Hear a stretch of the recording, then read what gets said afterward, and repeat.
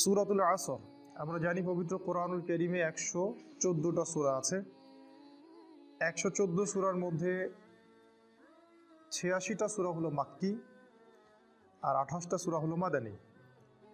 যে সূরাগুলো মক্কায় নাজিল হয়েছে, রাসূল সাল্লাল্লাহু আলাইহি ওয়াসাল্লাম যতদিন মক্কায় ছিলেন, মানে 13 বছর, এগুলোকে মাক্কি সূরা বলে।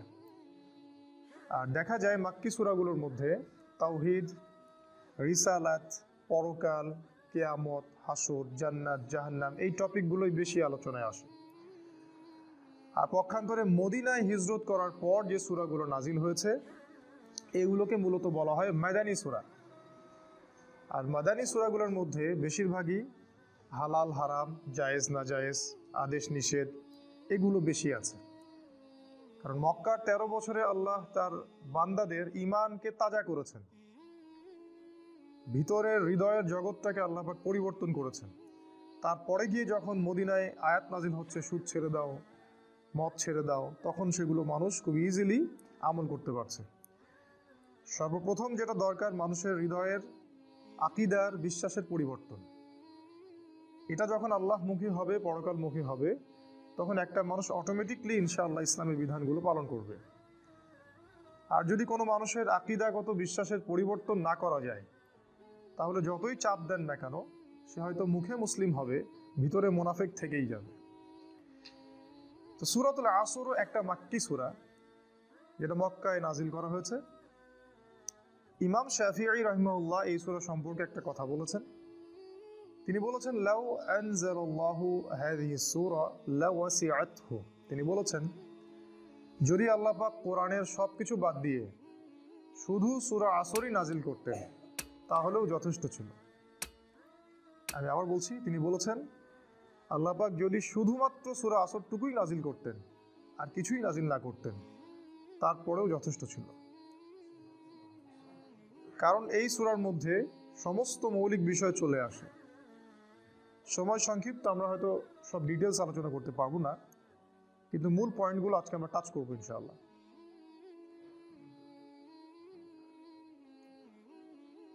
114টা সূরা আছে, আমি বলেছি প্রত্যেকটা সূরা এক একটা চূড়া। মানে আমি একদিন বলেছিলাম, যদি আপনি নারীদের সম্পর্কে জানতে চান, ইসলামে নারীর অধিকার কি, ইসলামে মেয়েদের কতটুকু সম্মান দেওয়া হয়েছে, কোন কোন জায়গায় নারীরা যেতে পারবে, কোন কোন জায়গায় পারবে না, নারীদের সম্মান কোথায়, মর্যাদা কোথায়, এগুলো যদি জানতে চান আপনাকে সূরা নিসা পড়তে হবে। নারীদের সূরা, সূরা নিসা এর উপরে উঠলে আপনি বুঝতে পারবেন নারীদেরকে ইসলাম কোথায় রেখেছে। নারীদেরকে ইসলাম কোথায় রেখেছে এটা শোনার জন্য মিডিয়ায় যাওয়া যাবে না, তাহলে তারা আমাদেরকে ভুল তথ্য দিবে। আমাদেরকে আল্লাহ এবং তার রাসূলের উৎসের দিকে আসতে হবে। সূরা নিসা, সূরা নূর, সূরা আহজাব এগুলো আপনাকে জানাবে নারীদের মর্যাদা কোথায়। আবার আপনি যদি জিহাদ সম্পর্কে জানতে চান, ইসলামী জিহাদ কি, কেন করতে হয়, কার বিরুদ্ধে করতে হয়, কখন করতে হয়, আপনাকে পড়তে হবে সূরাতুত তাওবা। সূরাতুত তাওবা। আপনি যদি জানতে চান রাষ্ট্রের পররাষ্ট্রনীতি কেমন হবে, রাষ্ট্রের সংবিধান কেমন হবে, কিভাবে আমরা দেশ চালাবো, আপনাকে সূরা পড়তে হবে সূরা আনফাল। আপনি যদি হিস্ট্রি পড়তে চান, ইতিহাস, একদম ইতিহাস আদম আলাইহিস সালাম থেকে শুরু করে মুহাম্মদ সাল্লাল্লাহু আলাইহি ওয়াসাল্লাম পর্যন্ত, আপনাকে এই পুরো ইতিহাস পড়তে হলে পড়তে হবে সূরা হুদ, সূরা শুআরা, এই সূরাগুলো পড়তে হবে। যদি জানতে চান বনু ইসরাইলের সম্পর্কে, পড়তে হবে সূরা বনী ইসরাইল। যদি জানতে চান শেষ জামানায় আপনি কিভাবে চলবেন, তাহলে পড়তে হবে সূরা কাহফ। এরকম এক একটা সূরা আপনাকে এক একটা রেজাল্ট দিবে। যদি আপনি উপন্যাস পড়তে পছন্দ করেন, তাহলে আপনাকে পড়তে হবে সূরা ইউসুফ, সবচেয়ে সেরা উপন্যাস। এরকম সূরাতুল আসর, আসর মানে সময়, ইতিহাসের শুরু থেকে নিয়ে কিয়ামত পর্যন্ত এই সময়ে সময়ে কারা সফল আর কারা ব্যর্থ, এটা জানতে হলে আপনাকে সূরা আসর পড়তে হবে।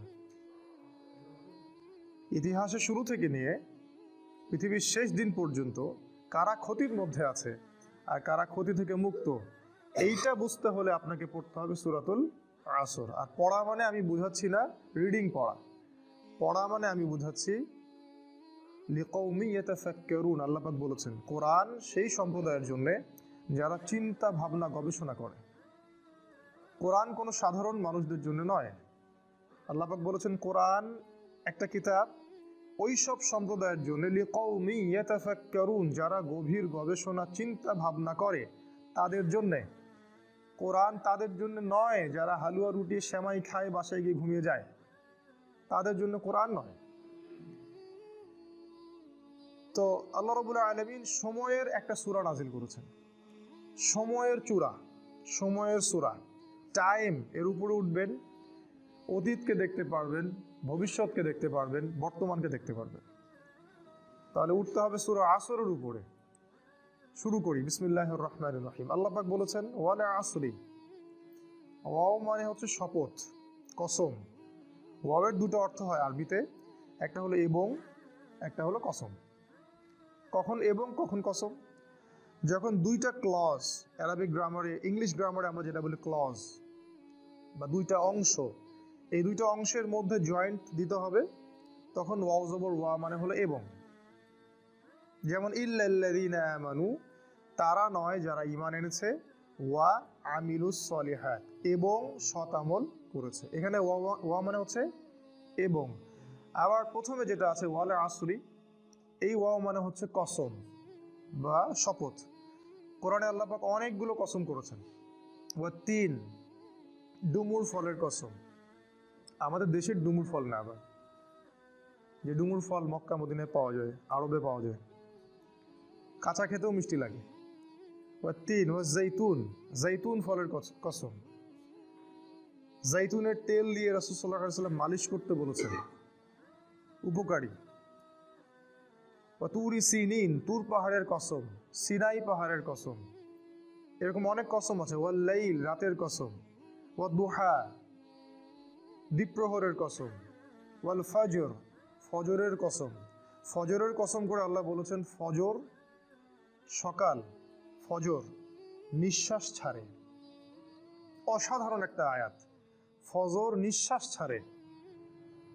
আজকের এডুকেশন সিস্টেম আমাদের এটা বিশ্বাস করবে সকাল নিঃশ্বাস ছাড়ে?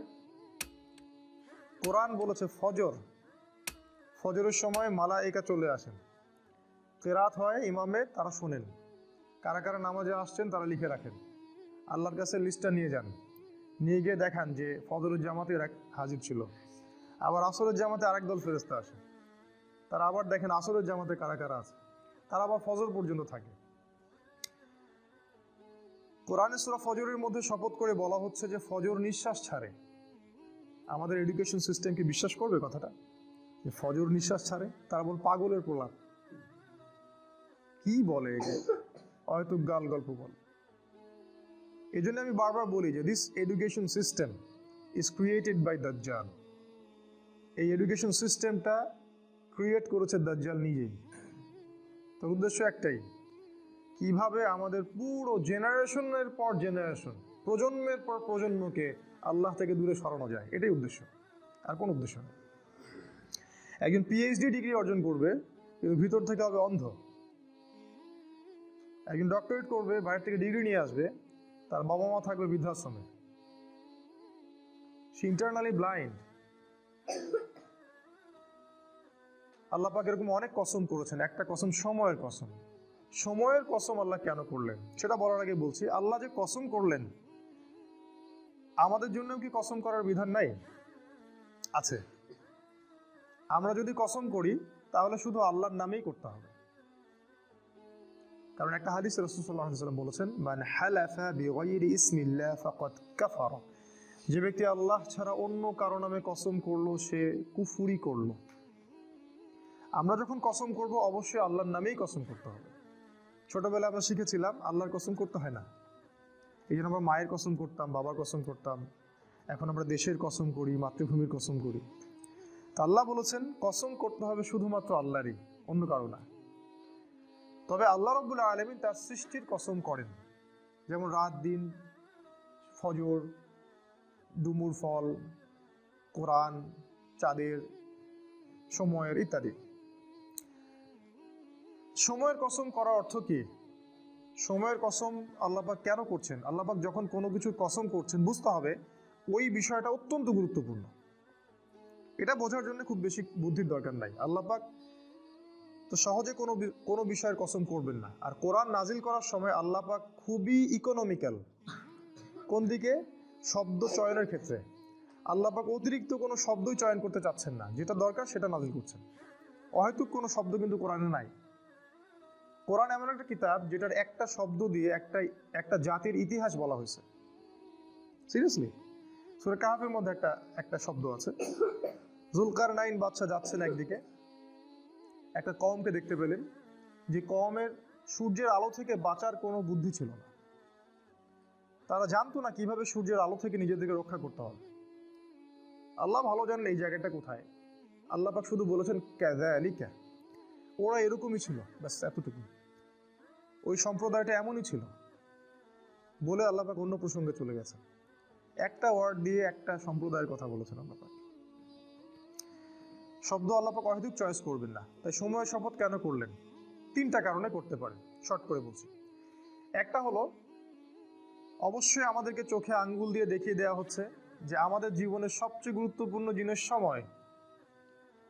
আমাদের মানব জাতির জন্য সবচেয়ে গুরুত্বপূর্ণ জিনিস হচ্ছে সময়, যেটা আমরা ফেসবুকে, অনলাইনে থেকে, ইউটিউবিং করে, গার্লফ্রেন্ডের সাথে সময় অপচয় করে, কফি খেয়ে, চায়ের দোকানে আড্ডা পিটে, খেলার মাঠে নষ্ট করি।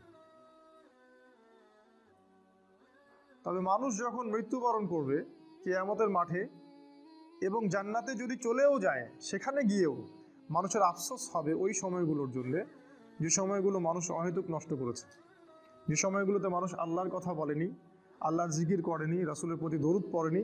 ওই সময়গুলোর জন্য মানুষ আফসোস করতে থাকবে। একজন জান্নাতি ব্যক্তিও আফসোস করতে থাকবে, কেন আমি ওই সময়গুলো আল্লাহর জিকির করিনি।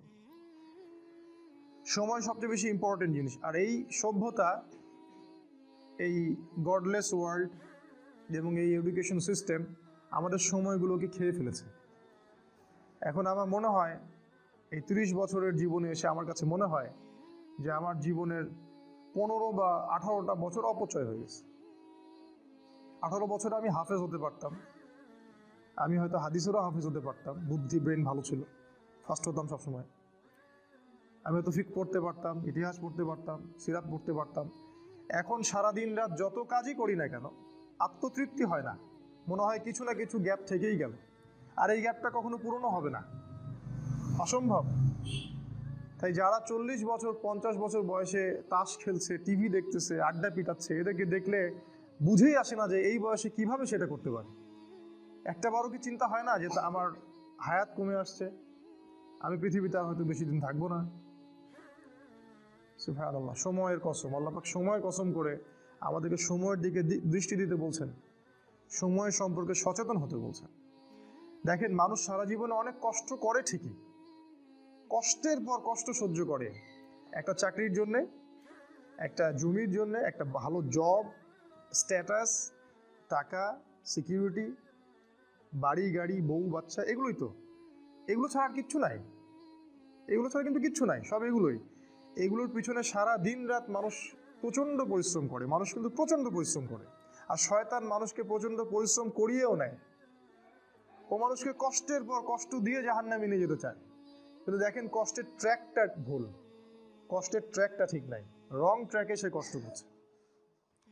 এই যে আমাদের ছেলেমেয়েরা পড়াশোনা করছে, নার্সারিতে ভর্তি হচ্ছে 5 বা 6 বছর বয়সে, 25 বছর পর্যন্ত ঘাড়ে ব্যাগ থাকবেই।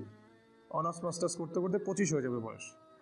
এই লম্বা সময়ে সে কোরআন শিখবে না, জেনারেল এডুকেশনের কথা বলছি, কোরআন A to Z শিখবে না, হাদিস শিখবে না, ফিকহ শিখবে না, ইতিহাস শিখবে না, সে ইসলামের যে রাসূলের জীবনী সেটা শিখবে না, সাহাবীদের জীবনী শিখবে না, এগুলো কিছু শিখবে না। 25 বছর পর্যন্ত সে কষ্ট করবে। আমরা যখন জেনারেল লাইনে পড়তাম, আমাদেরকে এক একটা কবিতা, এক একটা গল্প এমনভাবে পড়ানো হতো, একদম ভেজে ভেজে খাওয়ায় দেওয়া হতো। রবীন্দ্রনাথের কবিতা, নজরুলের কবিতা, জীবনানন্দ দাশের কবিতা, শেক্সপিয়ারের গল্প, তারপরে আপনার মাইকেল মধুসূদন দত্তের কবিতা। অবশ্যই এখানে ইসলামপন্থী কারো কবিতা ছিল না। আপনার কাছে যদি মনে হয় এই পুরো প্ল্যানটা এমনি এমনি হয়ে গেছে, আপনি বোকা স্বর্গে বাস করছেন, এর পিছনে একটা মাস্টার মাইন্ড আছে। এই পুরো প্রসেসটা একদিনে হয়নি, এটাকে সাজানো হয়েছে, ঢেলে সাজানো হয়েছে, যাতে করে আমাদের প্রজন্মের বা প্রজন্ম ইসলাম থেকে দূরে সরে যায়, তাদের জীবনের বড় একটা সময় নষ্ট হয়ে যায়। সময়ের কসম করেছেন আল্লাহ, এটা একটা কারণ, সময়ের প্রতি মূল্যায়ন করা। সেকেন্ড কারণ হচ্ছে আল্লাহ পাক অতীতের দিকে তাকাতে বলছেন আমাদের দিকে, অতীতের দিকে। সময়ের কসম করে আল্লাহ পাক আমাদেরকে বুঝাচ্ছেন যে অতীতের দিকে তাকিয়ে দেখো, সময়ে সময়ে যারাই আল্লাহর বিধানকে অস্বীকার করেছে আল্লাহ পাক তাদেরকে এই দুনিয়াতেও লাঞ্ছিত করেছেন, পরকালেও যন্ত্রণাদায়ক শাস্তি দিয়েছেন। আল্লাহ পাক সময়ের কসম করে আমাদেরকে হিস্ট্রি পড়তে বলছেন, ইতিহাস। অতীতের দিকে তাকাও, দেখো আদম আলাইহিস সালাম থেকে শুরু করে এই পর্যন্ত একই সুন্নাত, আল্লাহর সুন্নতের মধ্যে কোনো পরিবর্তন নাই। ওয়ালান তাজিদা লিসুন্নাতিল্লাহি তাবদীলা, আল্লাহ বলেছেন আমার সুন্নাত, আমার স্টাইলে কোনো পরিবর্তন পাবে না। যাদের কাছেই আল্লাহ হেদায়েত এসেছে, যারা স্বীকার করে নিয়েছে, আল্লাহ পাক তাদেরকে দুনিয়ায় সাফল্য দিয়েছেন, পরকালেও সাফল্য দিয়েছেন। আর যারাই আল্লাহর বিধানকে অস্বীকার করেছে আল্লাহ পাক দুনিয়াতে শাস্তি দিয়েছেন, পরকালেও শাস্তি দিয়েছেন। যেমন নূহ আলাইহিস সালামের কওম, আল্লাহ পাক ডুবিয়ে দিলেন। আদ জাতি প্রচণ্ড শক্তিশালী, নারিকেল গাছের সমান সমান একটা মানুষ, এর চেয়েও বড়, পাহাড়ের মধ্যে বাসা করে থাকে, আল্লাহ পাক ওদেরকে ঝড় দিয়ে উড়িয়ে দিলেন। শুআয়ব আলাইহিস সালামের কওম খুবই দাপটের জাতি, ওদের অপরাধ ছিল মানুষকে অন্যায়ভাবে মারতো। আমাদের ওই যে রিমান্ডে নিয়ে যেটা করে ওইটা করতো আর কি। রিমান্ডে নিয়ে গেলে যে পিটানটা পিটায়, এইগুলো তারা সমাজে মানুষকে পিটাইতো। একজন মানুষ দোষী, দোষ তো প্রমাণ হয়নি, মারা যাবে। ধরেন একজন মানুষ খুনের কারণে বন্দী হয়েছে, প্রমাণ হয়েছে কি এখনো? আপনি মারতে পারেন না তো, মেরে আপনি জবানবন্দি নিতে পারেন না, ইসলামে হারাম। চলছে এগুলো, কে বুঝাবে? শুআয়ব আলাইহিস সালামের কম এই কাজটা করতো। আরেকটা কাজ করতো, মাপে কম দিত আর মানুষের সম্পদ লুট করতো। আমাদের এই যে ব্যাংকিং সিস্টেমের মতো, মানুষকে কলা ঝুলায় টোপ দেয়, একটা বাড়ির দাম 10 লাখ টাকা, আমরা আপনার পক্ষ থেকে বাড়িটা কিনে দিব, কিন্তু আপনাকে 10 লাখের জায়গায় 30 লাখ দিতে হবে। কারণ অতিরিক্ত যে 20 লাখ দিতে হবে, এটার জন্য আমরা আপনাকে 20 বছর সময় দিচ্ছি। আর আমরা বলি হ্যাঁ তাই তো 20 বছর সময় পাওয়া যাবে, 30 লাখ অল্প অল্প করে দিব কিস্তি স্টাইলে, সমস্যা তো নাই কিছু। এই কলা ঝুলাই দিয়ে আপনার সম্পদ তারা লুটে নিল, সুদ। আরেকটা যে পেপার মানি, কাগজের টাকা। আমি তো বললাম যে আমরা সোনা নিয়ে ওদের ব্যাংকে যাই, ওদেরকে সোনা দিয়ে ডলার নেই। শুআয়ব আলাইহিস সালামের কওম এরকম কাজ করতো, আল্লাহ পাক ভূমিকম্প দিয়ে ধ্বংস করেছেন ওদেরকে, ভূমিকম্প দিয়ে। সময়ের দিকে তাকায় দেখেন, সামুদ জাতি এরকম শক্তিশালী ছিল, আল্লাহ পাক ওদেরকে বজ্রপাত দিয়ে ধ্বংস করেছেন। ফেরাউন পৃথিবীতে এমন একজন মানুষ যে মনে করতো আমি আল্লাহ, আয়না রব্বুকুমুল আ'লা, আমি ছাড়া তোমাদের মহান কোনো রব নাই। আল্লাহ পাক ওকে পানিতে ডুবাই দিলেন। এখানে একটা ঘটনা আছে, অনেকদিন বলা হয়নি, বলতে যাচ্ছিলাম। ফেরাউন যখন ডুবছিল তখন কিন্তু সে ঈমান এনেছিল, এটা কি জানেন? ফেরাউন যখন ডুবছিল তখন কিন্তু সে ঈমান নিয়ে আসছিল। ফেরাউন যখন ডুবছে ওর সেনাবাহিনী সহ, তখন জিবরাইল অন্যান্য ফেরেশতারা চলে আসছেন, কারণ মৃত্যু হবে, এখন জান কবজ করা হবে। এবং যারা পাপী ওদের জান কবজের সময় ওদেরকে চেহারার মধ্যে মারা হয়, প্রচণ্ড জোরে জোরে পিটানো হয়, থাপ্পড় দেওয়া হয়। ওরা দেখতে পারে, আমরা দেখতে পাবো। তো জিবরাইল আলাইহিস সালাম তাকে কাদা ছুটছিলেন, কাদা নিয়ে তার মুখে ছুটছিলেন। ওই সময় ফেরাউন বলেছিল যে আমানতু বিরব্বি হারুন ওয়া মূসা, আমি হারুন এবং মূসার রবের প্রতি ঈমান নিয়ে আসলাম। আল্লাহ পাক তখন বলছেন আল-আন, এখন, আল-ইয়াউমা নুনাজ্জিকা ফি বাদানিকা, আজকে তোমার এই দেহকে আমি সংরক্ষণ করব, লিতাকুনা আয়াত, যাতে করে তুমি নিদর্শন হও তোমার পরবর্তী জাতিদের জন্য। কিন্তু জিবরাইল আলাইহিস সালাম বলেছেন একটা হাদিসের মধ্যে, হাদিসে কুদসির মধ্যে, যে ওই সময় জিবরাইল আলাইহিস সালামও ভয় পাচ্ছিলেন, যে কারণ সে তওবা করছে, যদি আল্লাহ পাক এই সময় তার তওবা কবুল করে নেন আর তিনি যে ওকে মারছেন, যদি আল্লাহ পাক এই জন্য তাকে ধরেন। এই জন্য জিবরাইল আলাইহিস সালামও ভয় পাচ্ছিলেন। আল্লাহ পাকের রহমত এত প্রশস্ত, আল্লাহ চাইলে ওই সময় যদি তাকে মাফ করে দিতেন। জিবরাইল আলাইহিস সালাম বলছেন, যেদিন থেকে ফেরাউন বলেছে আনা রব্বুকুমুল আ'লা, ওই দিন থেকে আমি ওকে ঘৃণা করি, ওই দিন থেকে আমি ওয়েট করতেছি কখন সে মরবে, আমি আযাব দিব। তো এই যে ফেরাউন, সেও সময় স্রোতে হারায় গেল, নমরুদ হারায় গেল। এখনকার এই যুগের ফেরাউনরাও হারায় যাবে, এই যুগের নমরুদ যারা তারাও হারায় যাবে। কোনো কিছু সময়ের মধ্যে টিকে থাকবে না। সময়ের কসম করে আল্লাহ পাক বলছেন, এই যে হিস্ট্রি দেখো, শিক্ষা নাও। আরেকটা উদ্দেশ্য হতে পারে সময়ের, সেটা হলো যে এই যে আমরা যে সময় বসবাস করছি আখিরুজ্জামান, শেষ জামানে, এই শেষ জামানের যে সময়, এই সময়টার প্রতি আল্লাহ পাক বেশি গভীর দৃষ্টি দিতে বলছেন, কারণ এটা হচ্ছে ইতিহাসের সবচেয়ে ইম্পর্টেন্ট টাইম। কারণ এখানে এমন এমন কিছু ঘটনা ঘটবে যা পৃথিবীর ইতিহাসে কখনো ঘটেনি। কিরকম? একদিন সাহাবীরা বসে আছেন, রাসূল সাল্লাল্লাহু আলাইহি ওয়াসাল্লাম আসলেন, এসে বললেন, তোমরা কি নিয়ে কথা বলছো? সাহাবীরা বললেন, আমরা কিয়ামত নিয়ে কথা বলছি। রাসূল সাল্লাল্লাহু আলাইহি ওয়াসাল্লাম বললেন, শুনে রাখো, 10টা আলামত না দেখা পর্যন্ত কিয়ামত হবে না। নাম্বার 1 দাজ্জাল, নাম্বার 2 ইয়াজুজ আর মাজুজ, নাম্বার 3 ঈসা আলাইহিস সালামের আগমন, নাম্বার 4 দাব্বাতুল আরদ, জমিন থেকে অনেকগুলো প্রাণী বের হবে। 5 নাম্বার আর দুখান, ধোঁয়া, সারা পৃথিবী ধোঁয়ায় ছেয়ে যাবে। 6 নাম্বার, 6, 7, 8 সম্ভবত 3টা ভূমিকম্প, 3টা বড় বড় ভূমিকম্প হবে পৃথিবীর পূর্ব, পশ্চিম এবং মাঝখানে। আরেকটা হচ্ছে পশ্চিম দিক থেকে সূর্য উঠবে। আর সর্বশেষটা হচ্ছে ইয়েমেন থেকে আগুন বের হবে, এই আগুনটা মানুষকে তাড়িয়ে নিয়ে আসবে আরাফার মাঠের দিকে। রাসূল সাল্লাল্লাহু আলাইহি ওয়াসাল্লাম বলছেন 10টা আলামত না দেখা পর্যন্ত কিয়ামত হবে না। এগুলো মেজর আলামত। এই জন্য এই সময়টা, শেষ যুগের এই শেষ সময়টা বেশি ইম্পর্টেন্ট। এখানে এমন কিছু ঘটনা ঘটবে যেটা ইতিহাসে কখনো ঘটেনি।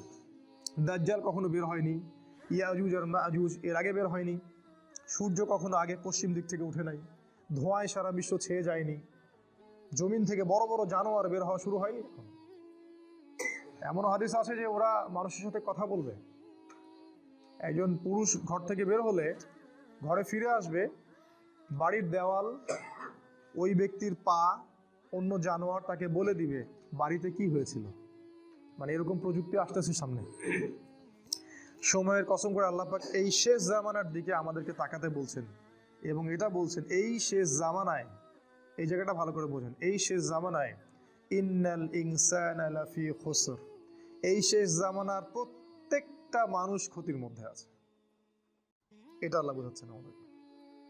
আখিরুজ্জামানের প্রত্যেকটা মানুষ ক্ষতির মধ্যে আছে। ইন্নাল ইনসানা লাফি খুসর, নিশ্চয়ই, ইন্না মানে নিশ্চয়ই, আল ইনসান মানে মানুষ, লা মানে আবার অবশ্যই, ফি মানে মধ্যে, আর খুসর মানে ক্ষতি। শাব্দিক অর্থ হয় নিশ্চয়ই মানুষ অবশ্যই ক্ষতির মধ্যে আছে। আখিরুজ্জামান এমন একটা জামান, এমন একটা যুগ, যে যুগের কোনো মানুষ ক্ষতি থেকে বাইরে নয়। যতই দাড়ি, টুপি, পাগড়ি আর জুব্বা থাকুক না কেন, সে ক্ষতি থেকে বাইরে নয়। যে মনে করবে সে ক্ষতি থেকে বাইরে, সে বোকার স্বর্গে বাস করছে। রাসূল সাল্লাল্লাহু আলাইহি ওয়াসাল্লাম কি বলেননি, আখিরুজ্জামানের একটা ব্যক্তি খুঁজে পাওয়া যাবে না যে সুদ থেকে মুক্ত থাকতে পারবে? তিনি কি বলেননি এই জামানার সবচেয়ে বেশি হবে মেয়েরা, এবং মেয়েরা নগ্ন হয়ে বাইরে ঘুরবে। মুমিন ভাই, মুমিন স্বামী তাকে বাড়িতে রাখতে পারবে না, সে দায়ুসে পরিণত হবে, কিছু করতে পারবে না। শেষ জামানায় দাজ্জাল এবং তার সেনাবাহিনীরা এমনভাবে সারা বিশ্ব শাসন করবে, এতে গ্রিপ থেকে মুমিন বের হতে পারবে না। সবচেয়ে বড় হাদিসটা হচ্ছে শেষ জামানায় মুমিনের হাতে জ্বলন্ত কয়লা রাখা যেমন, ঈমান ধরে রাখাটা ওই রকম হবে। নিজেকে প্রশ্ন করলে উত্তর পাওয়া যাবে আমাদেরকে সবাইকে, যে আমরা যে ইসলামটা ফলো করছি আর কি, এটা কি হাতে কয়লা ধরার মতো কিনা? আমরা যে ইসলামটা ফলো করছি, আসলেই কি আমরা হাতে জ্বলন্ত কয়লা ধরে আছি কিনা, এরকম কষ্ট হচ্ছে কিনা? যদি কষ্ট হয়, সুসংবাদ আপনার জন্য। যদি কষ্ট হয়, তাহলে আপনার জন্য সুসংবাদ, আপনি সেই ব্যক্তি যার কথা রাসূল বলেছেন। আর যদি কষ্ট না হয়, আফসোস আমাদের জন্য, আমার উপর ধিক্কার, আমি সেই ব্যক্তি যার কথা রাসূল বলেছেন নেগেটিভলি, পজিটিভলি না। কি বলেছেন রাসূল সাল্লাল্লাহু আলাইহি ওয়াসাল্লাম? সকালে মুমিন থাকবে, বিকালে কাফের হয়ে যাবে। বিকেলে কাফের থাকবে, সকালে মুমিন হবে। ইয়াবিউ রাজুলু দীনাহু লিআরাদিদ দুনিয়া, দুনিয়ার বিনিময়ে একজন ব্যক্তি তার দিনকে বিক্রি করে দিবে। এই হলো আখিরুজ্জামান। এই জামানার প্রত্যেকটা মানুষ ক্ষতির মধ্যে। তবে আল্লাহ পাক বলেছেন 4 শ্রেণীর মানুষ নয়। 4টা কাজ যারা করবে, একই সাথে 4টা কাজ, 4টার মধ্যে যে কোনো একটা নয়, 4টা কাজই একই সাথে অ্যাট দ্য সেম টাইম, 4টা কাজ যারা করতে পারবে এবং এর উপর ইস্তেকামাহ, দৃঢ় থাকতে পারবে, তারাই ক্ষতি থেকে বেঁচে থাকবে। তার মধ্যে নাম্বার 1 হচ্ছে ইল্লাল্লাযীনা আমানু, ঈমান। ঈমানটা কেন এখন আমি বুঝি। এই ওয়ার্ল্ডটাকে রিড করতে হলে, এই বিশ্বে আসলেই কি হচ্ছে এটা বুঝতে হলে, আপনার ভিতর থেকে একটা নলেজ দরকার, ইন্টারনাল একটা লাইট দরকার। যার ভিতরে ঈমান নাই তার ভিতরে আল্লাহর পক্ষ থেকে নূর আসবে না, পসিবল না। যার ভিতরে, হৃদয়ের ভিতরে ঈমান নাই, আল্লাহর পক্ষ থেকে লাইট বা নূর আসবে না। আর আল্লাহর পক্ষ থেকে কলবের মধ্যে নূর না আসলে সে ভিতর থেকে দেখতে পারবে না আসলে কি হচ্ছে। যেমন আমাদের মেয়েদের কথা বলা হচ্ছে মিডিয়ায়, মেয়েরা অনেক এগিয়ে যাচ্ছে, প্রোগ্রেস, প্রগতি, সমান তালে চলছে, সম অধিকার, অগ্রগতি, তাই না? কিন্তু কোরআন, সুন্নাহ এবং আখিরুজ্জামান স্টাডি করলে আমরা দেখছি যে মেয়েরা এগিয়ে যাচ্ছে ঠিকই, কিন্তু জাহান্নামের দিকে। এই যে চিন্তার জগতের বিশাল একটা পরিবর্তন, এক শ্রেণীর মানুষের কাছে এটা প্রোগ্রেস, আর আমি বলছি এটা জাহান্নামের রাস্তা। বিশাল একটা পার্থক্য না? এই পার্থক্যের কারণ হচ্ছে যে মন্তব্যটা করেছে সে বাহ্যিক দৃষ্টি দিয়ে করেছে, কিন্তু আমরা কোরআন সুন্নাহ থেকে ঘেটে ইন্টারনাল অবজারভেশন থেকে মন্তব্যটা করলাম। এই ইন্টারনালি লাইট পেতে হলে আমাকে নূর দরকার, আর নূর আসবে আল্লাহর পক্ষ থেকে। আর কখন আসবে? যখন আপনি কোরআনের কাছে আসবেন, যখন ঈমান নিয়ে আসবেন। ইল্লাল্লাযীনা আমানু, এই হলো প্রথম। আর হাদিসে আছে, হাদিসে জিবরিলের মধ্যে ঈমানের 6টা পিলার। তো অনেকেই জানি না, ঈমানের 6টা পিলার হচ্ছে: 1 নাম্বার আমানতু বিল্লাহ, আল্লাহর প্রতি বিশ্বাস করা, তার ফেরেশতাগণের প্রতি বিশ্বাস করা, তার আসমানি কিতাবগুলোর প্রতি বিশ্বাস করা, রসুলগণের প্রতি বিশ্বাস করা, পরকালের প্রতি বিশ্বাস করা এবং তাকদীরের ভালো মন্দের প্রতি বিশ্বাস করা। এই 6টা পিলারকে বিশ্বাস করার নাম ঈমান। এখানেও 3টা কথা আসবে। শুধু বিশ্বাস করা না, হৃদয়ে বিশ্বাস করা, মুখে স্বীকৃতি দেয়া। হৃদয়ে আগে বিশ্বাস করা, মৌখিক স্বীকৃতি দেয়া এবং কাজে বাস্তবায়ন করা। শুধু বললেই হবে না যে আমি মুমিন, কাজে প্রমাণ করতে হবে। কিছু মানুষ আছে আমাদের বলে যে আমি তো গুনাহ করিনি, নামাজ পড়ার কি দরকার আছে, আমি তো খারাপ কাজ করি না, আমি তো সারাদিন ভালো কাজ করি, জনকল্যাণমূলক কাজ করি, আমি তো জননেতা, নামাজের তো প্রয়োজন নাই। নামাজ তাদের জন্য যারা গুনাহ করে, ওদের গুনাহ মাফ করানোর প্রয়োজন আছে, তারা যাবে নামাজে, আমি নামাজে যাবো কেন? কিছু মানুষ আছে কোরআন, সুন্নাহ, ইসলামকে এর সামনে আত্মসমর্পণ তো করবেই না, বলে যে আমি মানবতার কল্যাণে কাজ করি, আমি জনকল্যাণমূলক কাজ করি, আমি গাছ লাগিয়ে দিই, আমি কম্বল বিতরণ করি, আমি কত ভালো কাজ করি। এগুলো তো ভালো কাজ, আমি তো সদা সত্য কথা বলি, ব্যবসায় হালাল খাই, আমার নামাজের তো দরকার নেই। ঈমানের একটা পিলার হচ্ছে মনে বিশ্বাস, মুখে স্বীকৃতির সাথে সাথে কাজে অবশ্যই বাস্তবায়ন করতে হবে। এই কাজে বাস্তবায়ন করতে গিয়ে কিছু মানুষ শৈথিল্যবাদী হয়ে যাবে, আর কিছু মানুষ হয়ে যাবে চরমপন্থী। আমাদেরকে হতে হবে মধ্যমপন্থী, খুব চরমপন্থীও না, আবার শৈথিল্যবাদীও না। কারণ আল্লাহ পাক এই উম্মতকে বলেছেন উম্মাতান ওয়াসাতা লিতাকুনু শুহাদা আলান নাস, তোমরা হচ্ছে মধ্যমপন্থী উম্মত, তোমাদেরকে অন্যান্য উম্মতগুলোর উপরে সাক্ষী হিসেবে উপস্থাপন করা হবে। 1 নাম্বার, ক্ষতি থেকে বেঁচে থাকবে তারাই যারা মুমিন, এই 6টা পিলারের প্রতি বিশ্বাস করে, তারপরে মুখে স্বীকৃতি দেয় এবং কাজে বাস্তবায়ন করে। 2 নাম্বার, ওয়া আমিলুস সলিহাত, ঈমান আনার সাথে সাথে যারা সৎ আমল করে। এখন আমিলুস সলেহ এর সংজ্ঞা কি? এক কথায় খুব সহজ করে যদি সংজ্ঞা বলি, তাহলে যে আমল বা যে কাজগুলো আল্লাহ অনুমোদন করেছেন, তার রাসূল অনুমোদন করেছেন, বা রাসূলুল্লাহ সাল্লাল্লাহু আলাইহি ওয়াসাল্লাম করেছেন বা করতে বলেছেন, অথবা মৌন সম্মতি দিয়েছেন। সোজা, সিম্পল। যে প্রত্যেকটা কাজ আল্লাহর রাসূল সাল্লাল্লাহু আলাইহি ওয়াসাল্লাম আল্লাহর বিধানের আলোকে আমাদেরকে করতে বলেছেন, অথবা নিজে করেছেন, অথবা কেউ করেছেন তিনি মৌন সম্মতি দিয়েছেন, এই ধরনের কাজগুলোকে বলা হয় আমলুস সলেহ। যেমন 5 ওয়াক্ত সালাত, রমাদান মাসের সওম। রমাদান মাসের কথা আসলো, আমরা একটা দোয়া করে নেই। আল্লাহুম্মা, বলুন আমার সাথে, আল্লাহুম্মা বাল্লিগনা ফি রমাদান ওয়া বারিক লানা ফিহি, আমিন। অর্থ হচ্ছে আল্লাহ আমাদেরকে রমাদান পর্যন্ত পৌঁছে দিন এবং সেখানে বরকত দিন। রমাদানের আগ থেকেই রাসূল সাল্লাল্লাহু আলাইহি ওয়াসাল্লাম এই দোয়াটা করতেন, আল্লাহ আমাদেরকে রমাদান পর্যন্ত পৌঁছে দিন এবং সেখানে বরকত দিন। এবং আল্লাহ পাক আমাদের জীবনে রমাদানের সংখ্যা বাড়িয়ে দিন, আল্লাহুম্মা আমিন। যেটা বলছিলাম, আমলুস সলেহের মধ্যে আছে সালাত, আছে সওম, ফরজের কথা বলছি, আছে যাকাত, সামর্থ্য হলে যাকাত দিবেন, সামর্থ্য হলে হজ করবেন, উমরা করবেন, সদা সত্য কথা বলা, পিতামাতার খেদমত করা, আল্লাহর বিধানের উপর দৃঢ় থাকা, সুন্নাহ অনুযায়ী জীবন গড়া, এই প্রত্যেকটা কাজই আমলে সালেহ। এমনকি বাথরুমে যদি কেউ প্রবেশ করে এবং প্রবেশ করার সময় যদি কেউ এই দোয়াটা পড়ে, বিসমিল্লাহ আল্লাহুম্মা ইন্নী আউযু বিকা মিনাল খুবসি ওয়াল খাবাইস, এই টয়লেট করার কাজটাও তার আমলে সালেহ। টয়লেট করার সময় বের হওয়ার পরে যদি সে বলে গুফরানাকা, অথবা একটা দোয়া আছে আলহামদুলিল্লাহিল্লাযী আযহাবা আনিল আযান ওয়া আফানি, এই কথাগুলো যদি বলেন সেটাও আমলে সালেহ। স্ত্রী সহবাস করবে কেউ, স্ত্রী সহবাস করা, স্ত্রীকে চুমু খাওয়া, এটাও আমলে সালেহ। স্ত্রীর হাত ধরে বসে থাকা আমলে সালেহ। স্ত্রীর হাত ধরে চাঁদ দেখতে যাওয়া, তার সাথে গল্প করা, সময় কাটানো আমলে সালেহ। স্ত্রী সহবাস করার আগে কেউ যদি দোয়া পড়ে বিসমিল্লাহ আল্লাহুম্মা জান্নিবনা শাইতান ওয়া জান্নিবিশ শাইতান মা রাযাকতানা, তার সহবাসটার জন্য সে নেকি পাবে, সেক্স করলে নেকি পাবে। সাহাবীরা অবাক হয়ে জিজ্ঞাসা করলেন, এটাও নেকির কাজ? আল্লাহ রাসূল বললেন, এই কাজটা যদি তুমি স্ত্রী ছাড়া অন্য কারোর সাথে করতা তাহলে কি সেটা জিনা হতো না, গুনাহ হতো না? সাহাবীরা বললেন, হ্যাঁ হতো। যদি তাই হয় তাহলে স্ত্রীর সাথে করলে ওটা নেকিও হবে। ইসলামের মতো সহজ রিলিজিয়ন কোথাও পাবেন না। খেতে বসেছেন, খাবেন, খিদা লাগছে এই জন্য খাবেন, বিসমিল্লাহ বললেন, খাওয়া শুরু করলেন, প্রথম লোকমার সাথেই বললেন আলহামদুলিল্লাহ। আল্লাহ পাক বলছেন আল্লাহ ওই বান্দার প্রতি সন্তুষ্ট হয়ে যান, আমলে সালেহ। কোরআন তেলাওয়াত করছেন, আমলে সালেহ, প্রতি হরফে 10 নেকি পাচ্ছেন। জিকির করছেন, সুবহানাল্লাহ আলহামদুলিল্লাহ, আমলে সালেহ। সারাদিন আপনি যদি রাসূলের স্টাইল ফলো করেন, সকাল থেকে নিয়ে একদম ঘুমানো পর্যন্ত, ঘুমাবেন, ঘুম তো রেস্ট, ঘুমানোর আগে একটু ওযু করলেন, বা ওযু সম্ভব না আপনি দোয়াগুলো পড়লেন, পরে ফু দিলেন, সূরা বাকারা শেষ 2 আয়াত পড়লেন, বিসমিল্লাহ আল্লাহুম্মা বিইসমিকা আমুতু ওয়া আহইয়া, পরে ঘুমিয়ে গেলেন। পুরো ঘুমটা আপনার আমলে সালেহ। ওই ঘুমের মধ্যে যদি আপনি স্বপ্ন দেখেন, স্বপ্নে আপনি জিনা করতেছেন, ওটার জন্য কোনো দোষ নাই, ওটার জন্য কোনো দোষ নাই, মাফ। হয় না স্বপ্ন অনেক সময়, ওটার জন্য কোনো গুনাহ নাই, কারণ আপনি দোয়া পড়ে ঘুমিয়েছেন, শয়তান আপনাকে ডিস্টার্ব করেছে।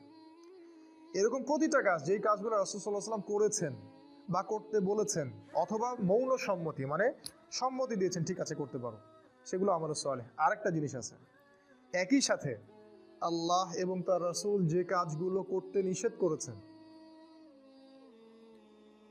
যে কাজগুলো করতে নিষেধ করেছেন, যে কাজগুলো করার ব্যাপারে শাস্তির কথা বলেছেন, সেই প্রত্যেকটা কাজ ছেড়ে দেওয়াও আমলে সালেহ।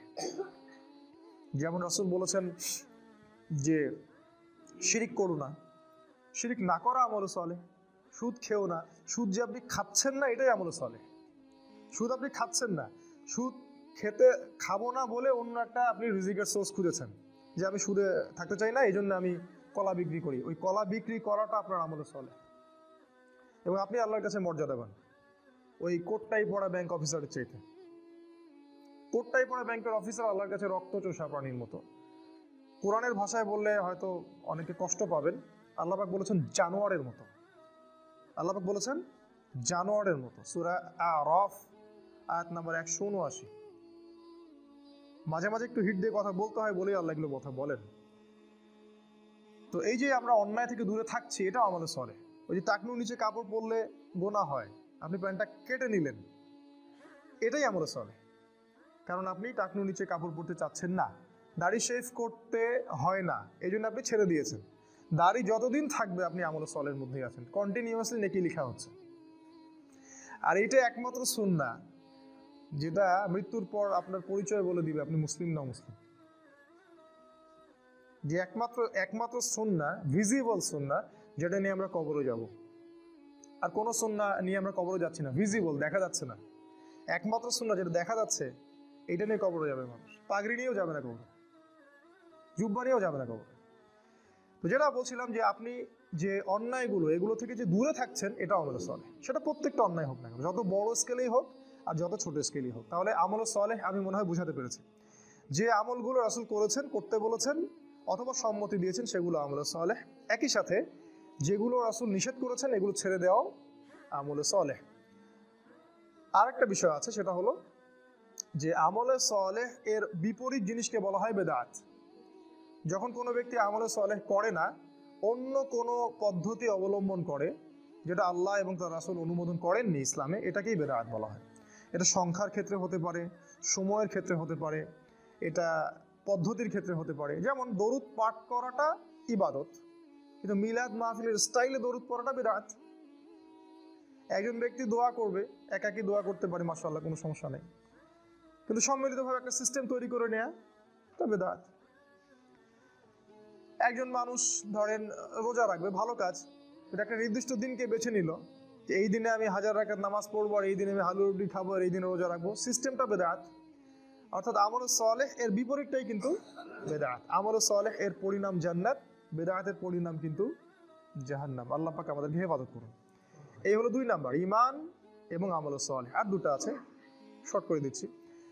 3 নাম্বার, ওয়া তাওয়াসাউ বিল হক। তারা ক্ষতি থেকে বেঁচে থাকবে শেষ জামানায় যারা নিজেরা আগে হকের উপরে থাকে, নিজেরা আগে হকের উপরে দৃঢ় থাকে, পাহাড়ের মতো, খিদির আলাইহিস সালামের মতো, ওই যে পাহাড়ে পাথরের উপর বসেছিলেন, রকের উপরে, নিজেরা দৃঢ় থাকে এবং এরপরে অন্যদেরকে হকের দিকে ডাকে, এরা ক্ষতি থেকে বেঁচে থাকবে। যারা ঈমান এনেছে, এরপর আমলে সালেহ করছে, এখন মাশাআল্লাহ পরিবার গঠন করে ফেলেছে, নিজের যোগ্যতা হয়ে গেছে, নিজে হকের উপর আছে মাশাআল্লাহ, এবার মানুষকে সে হকের দিকে ডাকছে। কারণ ডাকার কাজটা তো স্কুল বয়দের কাজ না, এটা স্কলারদের কাজ। কারণ যদি আমরা দাওয়াত দেওয়ার যোগ্যতা অর্জন না করি, তাহলে আমি মানুষকে ভুল পথে দাওয়াত দিব। সিম্পল। আমি যদি ইংরেজির প্রফেসর হতে চাই, আমাকে ইংরেজির উপর আরো বড় ডিগ্রি নিতে হবে, তারপরে আমাকে ক্লাস নিতে হবে। তাই আমরা নিজেরা যদি আগে এগুলোর উপর স্টিল থাকি, তারপরে আমরা যখন মানুষকে দাওয়াত দিব, যোগ্যতা অর্জন করব, জ্ঞান অর্জন করব, তখন মানুষ সঠিক পথের দিকে আমরা ডাকতে পারবো। আর এই জায়গায় কিন্তু সমস্যা আছে, আমরা দাওয়াটা খুব পছন্দ করি, তো যোগ্যতা থাক বা না থাক একটু সুর করে বলতে পারি, পড়াশোনা থাক বা না থাক, হ্যাঁ পড়াশোনা খুব একটা নাই, সুর আছে গলার মধ্যে। সারা দেশব্যাপী দাওয়াতি কাজ করা হচ্ছে, অসংখ্য মানুষ জিকিরের নামে প্যান্ডেলে উঠে লাফাচ্ছে, অসংখ্য মানুষ ইসলামের নামে দলীয় তাকলিদে যাচ্ছে, অসংখ্য মানুষ জিহাদের নামে জঙ্গিবাদে যাচ্ছে। প্রত্যেকটা জায়গায় সমস্যা সৃষ্টি হচ্ছে। কারণ কি? কারণ যে দাওয়াত দিচ্ছে সে জানে না আসলে সঠিকভাবে দাওয়াত দেওয়ার ম্যাথোডোলজিটা কি। কোথা থেকে শিখবো? আল্লাহ রাসূল থেকে শিখবো, অন্য কারো কাছে যাওয়ার দরকার নেই। শুধু রাসূল সাল্লাল্লাহু আলাইহি ওয়াসাল্লামের জীবনের দিকে তাকাবেন, জীবনের কোন জায়গায় কোন অবস্থায় তিনি কিভাবে দাওয়াত দিয়েছেন, ব্যাস। জীবনের কোন সিচুয়েশনে তিনি কেমন করে দাওয়াত দিয়েছেন। মক্কায় তিনি মূর্তির সামনেও নামাজ পড়েছেন 13 বছর, তখন মূর্তি ভাঙার মতো সিচুয়েশন ছিল না। মদিনায় খেলাফত কায়েম হওয়ার পরে আবার যখন মক্কা পুনরুদ্ধার করা হলো, তখন তিনিই আবার মূর্তি ভেঙে দিলেন, নিজের হাতেই মূর্তি ভাঙলেন, জা আল হক ওয়া যাকাল বাতিল বললেন। তাহলে দুটা সিচুয়েশন আলাদা ছিল। দায়ীকে বুঝতে হবে তার যোগ্যতা কতটুকু, তাকে কোন সিচুয়েশনে কি বলা যাবে কি বলা যাবে না, কি কোন দিকে মানুষকে ডাকতে হবে, কোন সময়ে কোন দিকে দাওয়াত দিতে হবে। এখন উম্মার যে সময়, এই সময়টা মানুষকে ছোট ছোট ইখতিলাফি বিষয়ের দিকে মতভেদ করার সময় নয়। এখন আমরা এমন একটা সময়ে আছি যে আমরা এন্ড টাইম, শেষ সময়ের দিকে যাচ্ছি, যখন সারা বিশ্ব একত্রিত হয়ে আমাদের বিরুদ্ধে প্রোপাগান্ডা চালাচ্ছে। আর এই সময় যদি আমরা বিভিন্ন দলে উপদলে ভাগ হয়ে থাকি, তাহলে আমাদের ওই যে হাওয়া বেরিয়ে যাবে, আল্লাহ পাক সূরা আনফালে বলেছেন, বাতাস বের হয়ে যাবে, হাওয়া বের হয়ে যাবে, তোমরা পাগুলো স্থলিত হবে, এক ভাইকে মারবে আরেক ভাই হাসবে, এক ভাইকে মারবে আরেক ভাই হাসবে, বলবে আমাকে তো মারে নাই, আমার দলকে তো কিছু বলেনি, সমস্যা নেই। তো বোকা বুঝতে পারেনি যে পরে ওর কাছে ওরা আসতেছে। তো এটা হবে। তাহলে হকের দাওয়াত দেওয়ার আগে আমাদেরকে হকটাকে চিনতে হবে, হক চিনতে হবে, এবং এর উপরে আগে নিজেদেরকে দৃঢ় থাকতে হবে, তারপরে গিয়ে আমাদেরকে অন্যকে দাওয়াত দিতে হবে। এবং দাওয়াত দেওয়ার সময় আমাকে পরিবেশ পরিস্থিতি এবং সময় বুঝতে হবে, কোন সময়ে কোন প্রেক্ষাপটে কিসের দাওয়াত দিতে হবে। এবং এই দাওয়াত দেওয়ার সময় হতে হবে মানুষের সাথে নরম, উদার। একটা মানুষ এখনো ইসলামের বেসিক কোনো বিষয় জানেই না, ধরেন সে সলাতই আদায় করে না, এখন আপনি কি সবার আগে ওকে সলাতের দিকে ডাকবেন, নাকি ওকে আপনি বুকে হাত বাঁধা শেখাবেন? কি করবেন বলেন তো? আপনার বুদ্ধিমানের কাজ কি? অ্যাটলিস্ট তাকে আগে সলাতের দিকে তো ডাকবেন। সে নামাজ পড়তেছে মাশাআল্লাহ, এখন নিয়মিত জামাতে আসে, মাশাআল্লাহ হৃদয়টা পরিবর্তন হচ্ছে, আস্তে আস্তে আস্তে আস্তে আপনি ওকে মাসআলাগুলো বোঝান। আমরা কি করি? আমরা প্রথমে আক্রমণ করি, যেখানে যাই এটা ঠিক না, ওইটা ঠিক না, আপনার এটা ভুল হয়েছে, আপনার এটা ঠিক না। এতে করে কি হয়? ওরা তো এই ব্যাপারটাকে ভালোভাবে দেখেই না, বরং এখানে ওরাও তখন ডিফেন্সিভ হয়ে যায়। ওরাও তখন বলে যে না আমাদেরটাই ঠিক, ওরাও মাহফিল করবে আপনার বিরুদ্ধে আর আমরাও মাহফিল করবো ওদের বিরুদ্ধে। এই হচ্ছে উম্মার সার্কাস। শব্দটা কি বললাম আমি? সার্কাস। এখন এই বাংলাদেশে এই সার্কাস চলে। হকের দাওয়াত দেওয়ার জন্য হকের সংজ্ঞা জানতে হবে। আল্লাহ পাক সূরা কাহাফের মধ্যে বলেছেন, আয়াত নাম্বার 23 বা 24, আল্লাহ বলছেন ওয়াকুলিল হক মির রব্বিকুম, হক সেটাই, সত্য সেটাই যেটা তোমার রবের পক্ষ থেকে নাজিল হয়। ফামান শাআ ফালইউমিন, যার ইচ্ছা হয় সে ঈমান নিয়ে আসুক। ওয়ামান শাআ ফালইয়াকফুর, যার ইচ্ছা হয় সে অস্বীকার করুক। ইন্না আ'তাদনা লিযালিমিনা নারান, আর আমি আল্লাহ জালেমদের জন্য আগুন প্রস্তুত করে রেখেছি। আল্লাহ পাক হকের সংজ্ঞা দিলেন, হক সেটাই যেটা আল্লাহর পক্ষ থেকে নাজিল হয়। তাহলে আল্লাহর পক্ষ থেকে কি গণতন্ত্র নাজিল হয়েছে? ধর্মনিরপেক্ষতাবাদ, কমিউনিজম, আমাদের সেকুলারিজম, আমাদের এই যে ইউনাইটেড নেশনস জাতিসংঘ, আমাদের ইসরায়েলের ব্যাংকিং সিস্টেম, এগুলো আল্লাহর পক্ষ থেকে নাজিল হয়েছে। কি নাজিল হয়েছে আল্লাহর পক্ষ থেকে? এক সময় আল্লাহর পক্ষ থেকে তাওরাত নাজিল হয়েছিল, ওই তাওরাতই ছিল ওই সময়ের হক, ওই তাওরাতটা ওই সময়ের হক ছিল। এরপরে জাবুরটা ওই সময়ের হক ছিল, ইনজিলটা ওই সময়ের হক ছিল। এখন কিয়ামত পর্যন্ত হকের মানদণ্ড কোরআন এবং সুন্নাহ, এর বাইরে যাওয়ার কোনো সুযোগ নাই। জীবনের প্রতিটা ক্ষেত্রে যদি এটার উপর আমল একজন ব্যক্তির না থাকে, সে ব্যক্তি নামে মুসলিম হতে পারলেও কাজে এখনো পরিপূর্ণ মুসলিম হতে পারেনি। এটাকে বলা আত্মসমর্পণ। এই হকটাকে আমরা আগে চিনলাম, এরপরে আপনি হকের দিকে মানুষকে দাওয়াত দিবেন। আর আমি বললাম দাওয়ার ক্ষেত্রে আমাদেরকে হতে হবে একটু লিবারেল, একটু নমনীয়, মানুষকে আগে বেসিক জিনিসগুলোর দিকে নিয়ে আসা, তারপরে আপনি আস্তে আস্তে কঠিন জিনিসগুলো আলোচনা করেন। আর সবচেয়ে বেশি যেটা ইম্পর্টেন্ট, এই শেষ জামানায় সবার মাঝে একটা মৈত্রীর বন্ধন তৈরি করা বেশি ইম্পর্টেন্ট। সে যে কোনো সংগঠন করুক না কেন, সে যে কোনো দল করুক না কেন, আমাদের দেখা উচিত ওর মধ্যে ভালো কতটুকু আছে। হানাফিদের মধ্যে ভালো আছে, আহলুল হাদিসদের মধ্যে কিছু ভালো আছে, তাবলিগের মধ্যেও দেখবেন আপনি কিছু ভালো আছে, জামাত ইসলামে দেখবেন আপনি কিছু ভালো আছে, চরমনায়ে দেখবেন কিছু ভালো আছে। সবারই মধ্যে কিছু না কিছু ভালো অবশ্যই আছে। আপনি কেমন করে বুঝবেন কোনটা ভালো কোনটা খারাপ? ওই যে বললাম, হক থেকে বুঝতে হবে। হকের মানদণ্ড দেখে আপনাকে ডিসাইড করতে হবে যে এটা ভালো এটা খারাপ। আর একান্ত যদি নাই পারি ডিসাইড করতে আমি, তাহলে সমসাময়িক যত ওলামায়ে কেরাম আছে তাদের কাছে যাব, গিয়ে বলবো, পরামর্শ করবো যে আসলে কোনটা সত্য কোনটা মিথ্যা, এবং তারপরে আমি যাচাই বাছাই করে দেবো কোনটা সত্যের বেশি কাছাকাছি। আর যদি দেখা যায় দুইটা অপশন দেখা যাচ্ছে, এটাও ঠিক ওইটাও ঠিক, যেমন ধরেন সুবহানাল্লাহ এটা 33 বার করে পড়া যায়, 33 33 33, আর লাস্টে একবার লা ইলাহা ইল্লাল্লাহ ওয়াহদাহু লা শারীকা লাহ, তাই না? কি জানি লা ইলাহা ইল্লাল্লাহ, হ্যাঁ মাশাআল্লাহ, লাহুল মুলকু ওয়া লাহুল হামদু ওয়া হুয়া আলা কুল্লি শাইইন সহিহ। সহিহ। একটা হাদিসে আরেকজন সাহাবীকে রাসূল বলছেন 33 33 34 বার আল্লাহু আকবার। এটা কি সহিহ? এটা সহিহ। তাহলে কখন আপনি ওইটা আমল করেন, কখন এটা আমল করেন, বৈচিত্র্য থাকলো। বেতের সালাত কত রাকাত পড়েছেন রাসূল? 1 3 7 5 9, কোনটা সহিহ? সব সহিহ। এখন কিছু মানুষ বলবে আমরা গোলালু মার্কা আলেম, সবই সহিহ বলে। এক জায়গায় এই কথাটা বলে আসলাম মিঠাপুকুর জায়গিরহাটে, তো পরে একজন খুবই খেপে গেছে আমার উপরে, খাবার টেবিলে আমার উপর খুব আক্রোশ ঝাড়লো, বলল যে আপনি গোলালু মার্কা আলেম, আপনি সবগুলোকে সহিহ বললেন। তাই আমি জিজ্ঞাসা করলাম বেতের সালাত কোনটা সহিহ? বললো যে আমি তো অত পণ্ডিত না, পড়াশোনা জানি না, বলে চলে গেল। এই যে আমাদের আচরণগত সমস্যা, এটার কারণ আসলে অজ্ঞতা এবং আমাদের সব নলেজগুলো না থাকা।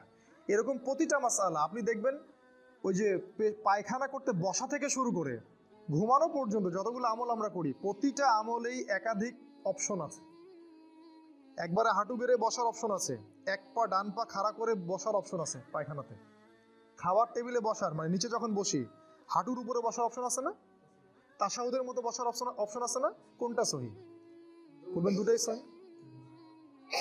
আপনি সালাতে দাঁড়াবেন, কখনো 2 রাকাত সুন্নত পড়ার অপশন আছে, কখনো 4 রাকাত আছে না, কখনো বেতর 1 রাকাত পড়ার অপশন আছে, কখনো 3 রাকাত আছে না। কোরআন তেলাওয়াত করবেন, অপশন নাই, অপশন আছে। আপনি যে কোনো সুন্নার দিকে যান, ঘুমাবেন, ঘুমানোর সময় অনেক দোয়া, কোনটা সহিহ? সবগুলোই সহিহ। সূরা কাফিরুন পড়ে ঘুমানোর হাদিস আছে, সূরা কাফিরুন, অনেকে বলবে এটা নাই, আছে, হয়তো সে জানে না। তাই আমাদেরকে এই জায়গায় যেটা করতে হবে যে সব ডাটাগুলোকে এক জায়গায় আনতে হবে। যদি আমার কাছে না থাকে আমি ওলামায়ে কেরামদের বই পড়ব, সহযোগিতা নিব, এবং সবার মাঝে ঠিক আছে ভাই আমি বুঝতে পারতেছি ওরটা হয়তো একটু দুর্বল, আমারটা বেশি সহি, আচ্ছা ঠিক আছে, সে সেটা করতেছে, করুক করুক। আমি তাকে হিকমার সাথে একসময় বুঝাবো যে ভাই এটা যেটা বেশি সহি, আপনি চাইলে এটা করতে পারেন, আমার কাছে এটা ভালো মনে হয়। মাশাআল্লাহ। কোনো ইমামের মধ্যে কি কোনো দ্বন্দ্ব ছিল? হানাফি মাযহাবের ইমাম শাফি মাযহাবকে ঘুষি মারতেন নাকি? আমরা এগুলো করি কেন? আমাদের এগুলো অজ্ঞতা অথবা হিংসা অথবা হঠকারিতা, এগুলোর কারণে করি। এতে করে আমাদের একটা লাভ হয়, সেটা কি জানেন? আমরা ইহুদি খ্রিস্টান এবং জায়োনিস্টদের দাসে পরিণত হই, এটা আমাদের লাভ হয়। আমরা ইহুদি খ্রিস্টান এবং জায়োনিস্টদের দাসে পরিণত হই, কারণ ওরা বিভক্ত উম্মাহকে সুযোগ পেয়ে ধ্বংস করার পথ খুলে যায়। এটা হলো হক, হকের দাওয়াত আমরা দিব। আর একটা হলো সবর, এটা বলে শেষ করছি। সবর ওয়াতাওয়াসাউ বিস-সবর, হকের দাওয়াত দেওয়ার সাথে সাথে যারা সবর করে। আচ্ছা, দাওয়াতের সাথে সবরের সম্পর্ক কি? রংপুরে কুকুরের সংখ্যা বেশি হয়েছে না? আমাদের এলাকায় একই অবস্থা। আমাদের এলাকায় কুকুরের যন্ত্রণায় ঘুমানো যায় না এখন। আর একটা বিষয় আমি দেখছি, আমাদের এলাকায় অনেক বিত্তশালী আছে, তো বিত্তশালীদের টাকা রাখার জায়গা নাই, আর বাসায় হয়তো আল্লাহ এবং তার রাসূলের প্রতি সেই রকম তাওয়াক্কুল আছে কিনা আল্লাহ ভালো জানেন, সবাই কুকুর পুষতেছে বাসায়, সম্পদ পাহারা দিচ্ছে কুকুররা। সুবহানাল্লাহ। জানেন এই ব্যাপারেও হাদিস আছে যে বিনা প্রয়োজনে যদি কেউ কুকুর পালে, কথাটা মনে হলো, দেখেন এটা উপকার হবে। বিনা প্রয়োজনে যদি কেউ কুকুর পালে, প্রতিদিন তার আমলনামা থেকে 1 কেরাত নেকি কেটে দেওয়া হবে। 1 কেরাত, 1 কেরাত মানে হচ্ছে উহুদ পাহাড়ের সমান। আমি দেখেছি উহুদ পাহাড়, আপনারা যারা হজ করেছেন দেখেছেন, উহুদ পাহাড় এত বড় নেকি তার আমলনামা থেকে কেটে দেওয়া হবে। আবার কেউ যদি কোনো ভাইয়ের জানাজায় যায়, তার আমলনামা 1 কেরাত নেকি লিখে দেওয়া হবে। মাটি দিলে আরো 1 কেরাত নেকি লিখে দেওয়া হয়। তো সবরের সম্পর্কটা কি? হকের সাথে সবরের একটা সম্পর্ক আছে, সেটা হলো সত্য এমন একটা জিনিস যেটাকে আক্রমণাত্মকভাবে প্রতিষ্ঠিত করা যায় না। হক এমন একটা জিনিস যেটাকে কখনো আক্রমণাত্মকভাবে প্রতিষ্ঠিত করা যায় না, ধৈর্যের সাথে প্রতিষ্ঠিত করতে হয়। এক্সাম্পল, আপনি নূহ আলাইহিস সালামের দিকে তাকান, 950 বছর দাওয়াত দিলেন, 40 বা 80টা মানুষ ইসলাম কবুল করলেন। আপনি তাকান ইব্রাহিম আলাইহিস সালাম, সবর করতে করতে দেশে থাকতে পারলেন না, হিজরত করতে হলো। ফেরাউন, মুসা, ঈসা আলাইহিস সালাম, ঈসা আলাইহিস সালামের তো জায়গাই হলো না পৃথিবীতে। মুসা আলাইহিস সালাম, তাকে উম্মাহ এত কষ্ট দিয়েছে, আমাদের নবী মুহাম্মদ সাল্লাল্লাহু আলাইহি ওয়াসাল্লাম মাঝে মাঝে মুসা আলাইহিস সালামের কথা চিন্তা করতেন আর সান্ত্বনা পেতেন। একদিন আল্লাহ রাসূল গনিমতের মাল ডিস্ট্রিবিউট করছিলেন, একজন এসে বললেন, ইয়া মুহাম্মদ ইদিল, হে মুহাম্মদ ইনসাফ করো, তুমি ইনসাফ করছো না। আল্লাহ রাসূলকে বললেন এইভাবে ডাইরেক্ট। রাসূল সাল্লাল্লাহু আলাইহি ওয়াসাল্লামের পাশে সাহাবীরা ছিলেন, তারা বললেন, ইয়া রাসূলুল্লাহ, আমাকে অনুমতি দিন, গর্দান উড়াই দিবে বেটার। আল্লাহ রাসূল সাল্লাল্লাহু আলাইহি ওয়াসাল্লাম ধৈর্য ধরলেন, বললেন যে মুসাকে তার কওম এর চেয়েও বেশি কষ্ট দিয়েছিল। তিনি মুসা আলাইহিস সালামের কথা চিন্তা করে সান্ত্বনা নিতেন। এত বেশি কষ্ট বনী ইসরাইল তাকে দিয়েছিল, কল্পনার বাইরে। আল্লাহ পাক বনী ইসরাইলের মধ্যে এমন অনেক নবী পাঠিয়েছিলেন যাদের সাথে কোনো উম্মতি ছিল না, 2 জন 4 জন 5 জন 10 জন। আবার এমনও হয়েছে একই সাথে একটা জায়গায় অনেকগুলো নবীকে পাঠানো হয়েছে এবং সবাইকে তারা হত্যা করেছে। একদিনে 40 জন নবীকেও তারা হত্যা করেছিল, এরকম হিস্ট্রি আছে। তো সবরের ব্যাপারটা নবীদের সাথে সম্পর্কিত, তাদের দাওয়াতের সাথে দেখেন হকের সাথে সবর সম্পর্কিত আছে। আর সর্বশেষ দেখেন আমাদের মুহাম্মদ সাল্লাল্লাহু আলাইহি ওয়াসাল্লাম নবীজি, তিনি এত ভালো মানুষ, তাকে আল আমিন বলা হয়। তিনি কখনো মিথ্যা বলেন না, কাউকে কষ্ট দেন না, এতিমকে ভরণ পোষণ করেন, বিধবাকে দেখেন।